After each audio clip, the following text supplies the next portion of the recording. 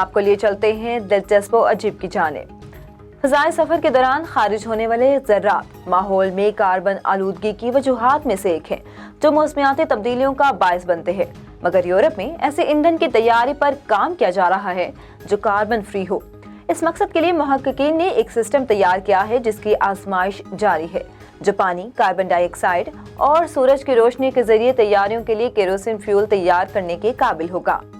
دنیا بھر میں پائے جانے والی تتلیوں کی ایک قسم کو معدومی کا خطرہ لاحق ہے۔ سائنسدانوں نے منارچ بٹر فلائی کو خطرے سے دوچار کیڑوں کی فہرست میں شامل کر لیا کیونکہ ان کی تعداد میں بہت تیزی سے کمی آئی ہے۔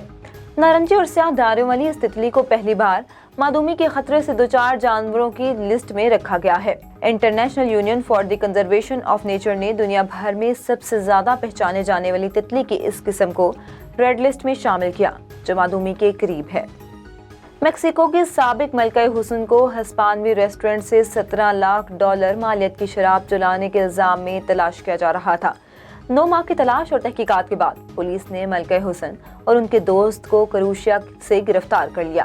پولیس کے مطابق شراب کی چوری کا یہ واقعہ گزشتہ برس 27 اکتوبر کو ہسپانوی شہر کیریسیس کے معروف آڈیٹوریو ہوٹل میں پیش آیا۔ چوری کرنے کے فوری بعد یہ جوڑا ملک چھوڑ کر فرار ہو گیا اور کئی ماہ تک یورپ کے مختلف ملکوں میں پھرتے رہے، تاہم کروشیا پہنچتے ہی انہیں حراست میں لے لیا گیا۔